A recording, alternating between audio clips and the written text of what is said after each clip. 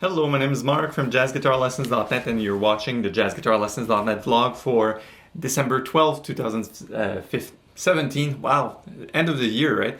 So this is the study here, Blues in 12 Keys Part 1, where we will tackle the 12 keys of blues, but 4 keys at a time. So we'll do 3 parts for this. So once again, this is Barry Galbraith comping. The 4 keys we're covering today are C, F, B flat, and E flat, goes in the cycle. Gear rundown, so Roland Cube 60, Godin Montréal Première, is it? Can you see this on camera? Almost. With my new pickups, which I received emails for, by the way. Those are Set Lovers SH55, both of those that I changed. And I have my Boss Dr. Beat metronome. I hate the sound. The tempo is 106, so tempo here is using 53 on this, perceived as 2 and 4. As usual, I will let you go and watch the performance of it, and I'll talk to you after for tips and tricks and stuff you have to be careful about with this comping study. 1, 2, 1, 2, 3, 4.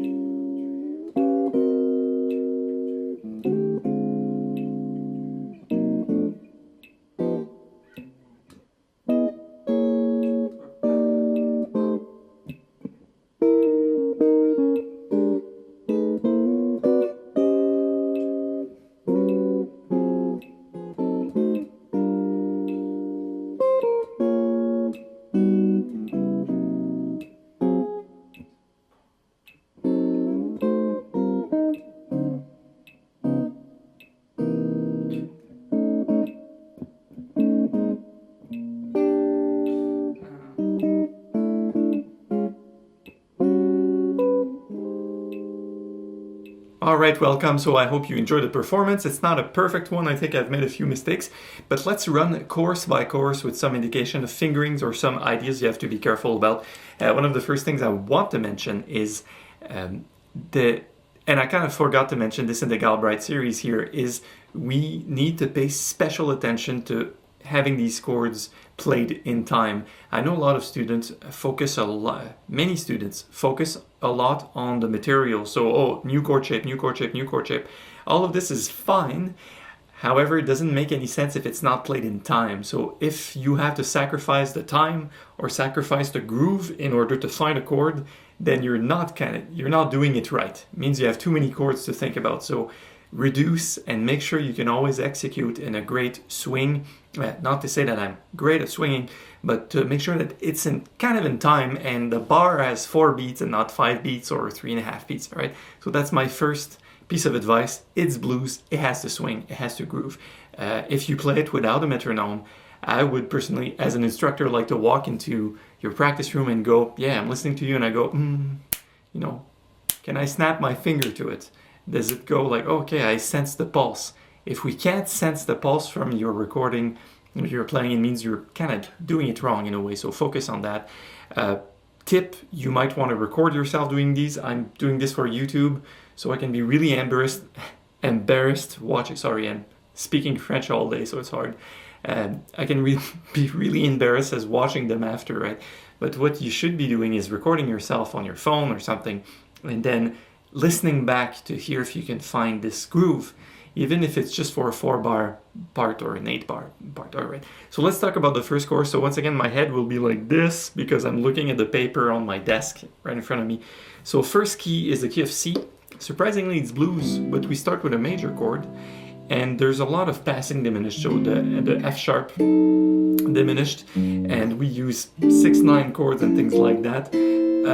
Common grips, I find, so these 13ths, 9, etc., nothing to pay attention to other than really the pass and bar 1, 2, 3, 4, 5, 6, 7. So 7 and 8, you have this. There's no open A, I just add the open A string because it's there. Just be careful and really use the fingerings as they're suggested. So 1, 2, and 4, because it makes it really easy to jump to the next chord. Even if you're not familiar with those types of fingerings for chords that are familiar, pay special attention to this part because it goes a long way to saving you trouble for other types of chords and chord studies. That's the first chorus. Second chorus, we go in F major, and it's more in the bird blues zone. So you know blues for Alice.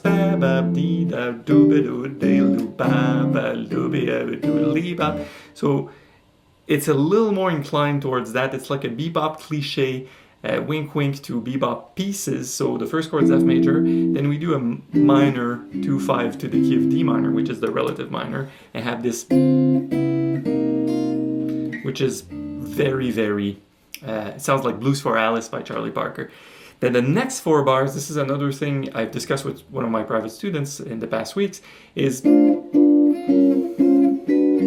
this whole thing is reminiscent of the song Lady Bird by Tad Dameron. So check it out. Then half step down.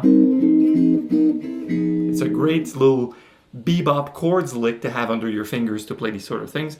Other than that, for that key, it's all the trick is really this one. It's like this chorus is a one-trick pony. It's that little bebop lick. On to the key of B flat, which is the top of page 19 in this book. You have the B flat blues, groovy, sort of a 1, 2, a 1, 2,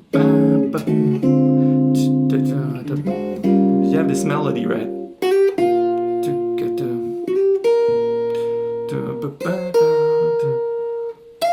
So you have this motif that is 4 and. So right there, it's important to keep your place in the groove and to know exactly how much it swings.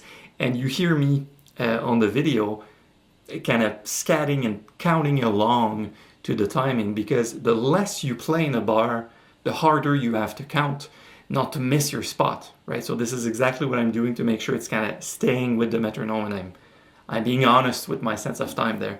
So this chorus is so good that I've reused it in other lessons as a demonstration of how to take a single like pentatonic line and just add chords on top of it and make it really swinging. It's available on the jazzguitarlessons.net vlog, it's called The Comping Lesson of Your Dreams or something like that.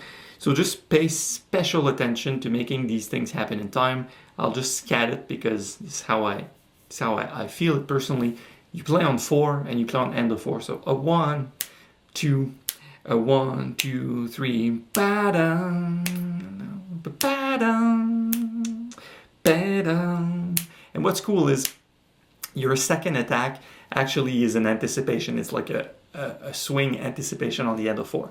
So that's it for the chorus in the key of B flat.